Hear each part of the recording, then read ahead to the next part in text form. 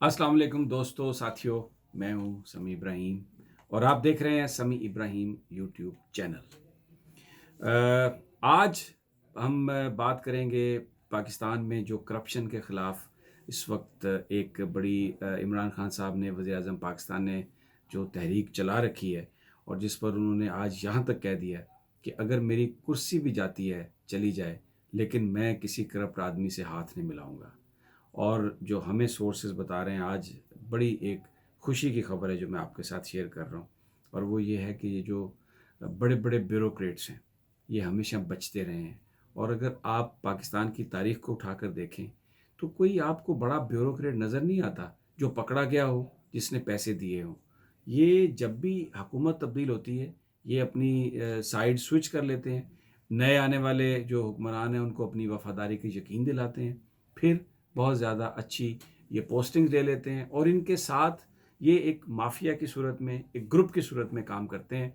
इसलिए ये जो बड़े बड़े लोग हैं ये बच जाते हैं।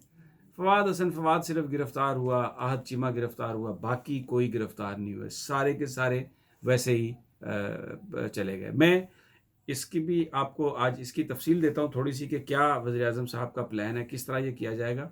लेकिन आज पिछले 2 दिनों में जो एक और डेवलपमेंट हुई है वो ये हुई है कि चीफ जस्टिस जो मुस्तकबिल के हैं, जस्टिस गुलजार, उन्होंने अदालत में जो गुफ्तगू की है वो तो ऐसा लग रहा है कि जैसे गुलजार साहब और वज़ीर आज़म इमरान खान दोनों एक पेज पे हैं। गुलजार साहब ने ये कहा है कि 30 साल से जो पुराने जो महकमों में जो 30 साल की करप्शन है उसका रिकॉर्ड पेश किया जाए। और उन्होंने ये भी कहा है, चीफ जस्टिस जो मुस्तकबिल के हैं, कि एक अफसर ने जो उनको उन्होंने जो एक सीडीए के केस में बुलाया था, मेंबर था उनका, उसने कहा कि सर सॉरी। तो गुलजार साहब ने कहा कि सॉरी करने की ज़रूरत नहीं है, यहाँ पे कोई सॉरी नहीं है, ये काम कैसे चलेगा। उन्होंने कहा कि जो बदउनवान अफसर है उसके खिलाफ सिविल कार्रवाई करें, उसके खिलाफ क्रिमिनल कार्रवाई करें और उससे पैसे आपने वसूलने हैं वापस। और जो दूसरी उन्होंने जो अहम बात कही वो ये उन्होंने कही कि ये जो कब्ज़ा है पाकिस्तान के मुख्तलिफ जगहों पर, ये जो बड़ी बड़ी लैंड माफिया, बड़ा आदमी है, एक प्लाट पे बिल्डिंग बनाता है, साथ के प्लाट्स पर कब्ज़ा कर लेता है, उसको पार्किंग के लिए इस्तेमाल कर लेता है, सब हमें बताया जाए कि आप कब ये वागुज़ार करेंगे, कब वापस लेंगे।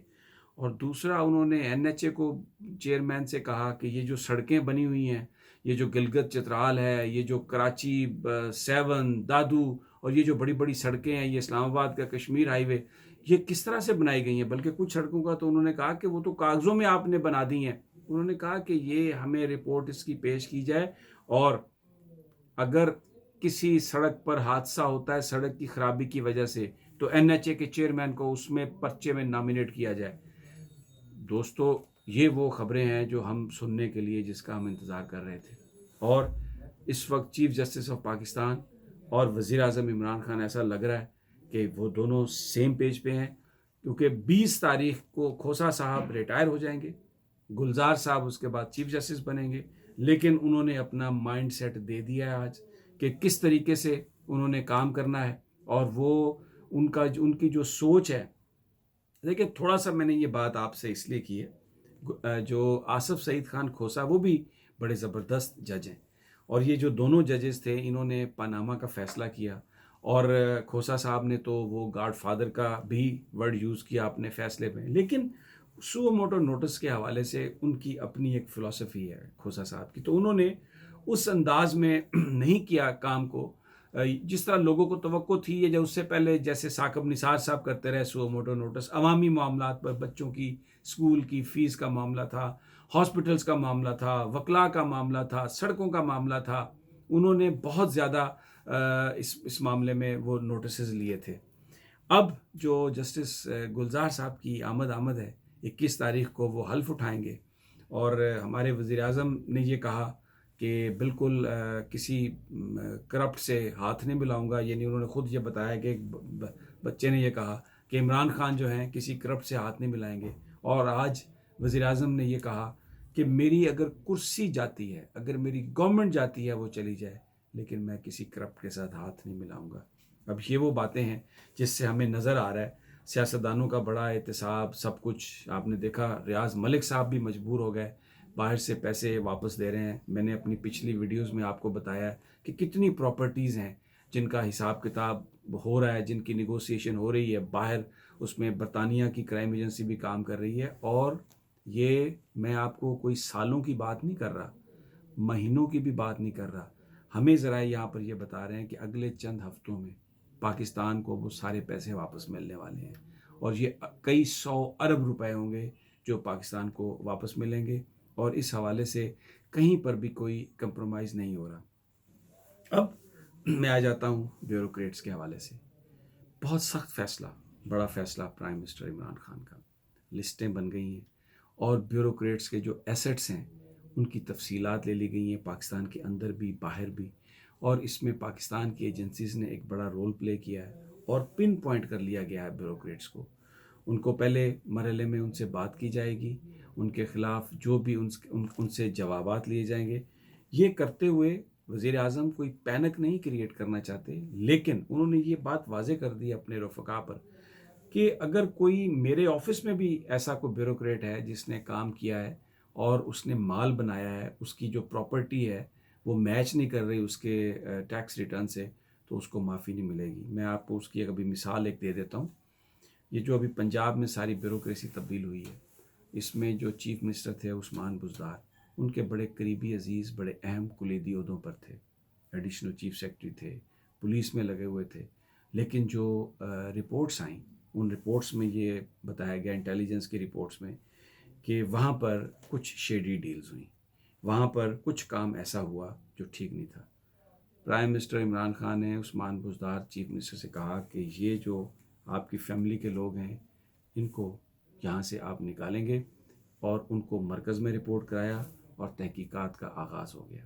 عثمان بزدار نے یہ کہا پرائم منسٹر سے، جو مجھے سورسز نے بتایا، کہ وزیر اعظم آپ کے پاس جو رپورٹس ہیں میں بالکل ان رپورٹس کی روشنی میں آپ نے جو فیصلہ کیا میں آپ کے ساتھ ہوں، اور کسی طرح سے بھی میں یہ جو کرپشن میں اگر کوئی ملوث ہے تو میں اس کی میں سپورٹ نہیں کروں گا.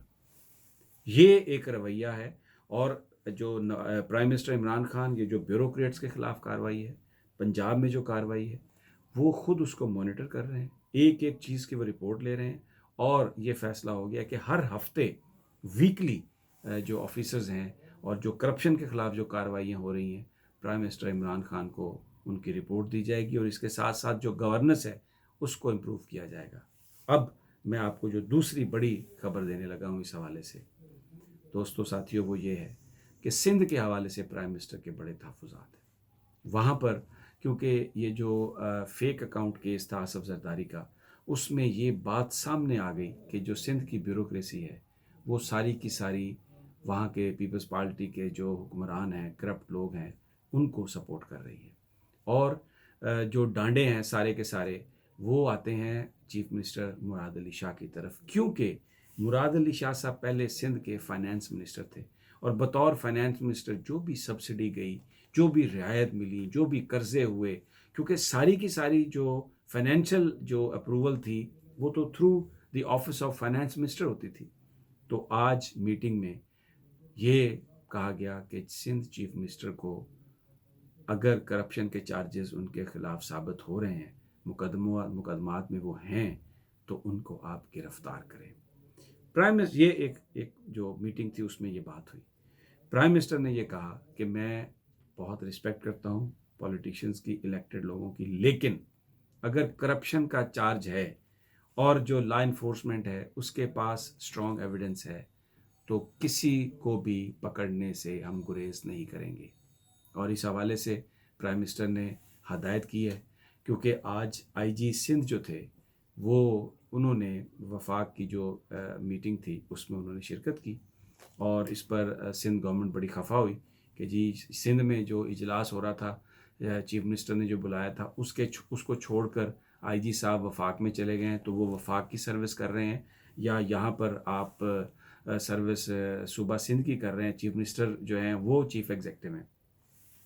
پرائم منسٹر نے اپنے قریبی ساتھیوں سے یہ کہا ہے کہ ویسے تو آئی جی پولیس نے بھی یہ بتایا کہ وہ کسی طرح کا کوئی کمپرومائز نہیں کریں گے، لیکن پرائم منسٹر کی طرف سے یہ ہدایت ہیں کہ جو بھی فیڈرل ادارے ہیں، ایف آئی اے واجد ضیاء صاحب کو خصوصی ٹاسک دیا گیا ہے کہ آپ نے بالکل جو سندھ کے بڑے لوگ ہیں، جو بیوروکریٹس ہیں، سیاستدان ہیں، جو کوئی بھی ہے، ان کے ساتھ آپ نے کوئی رعایت نہیں کرنی.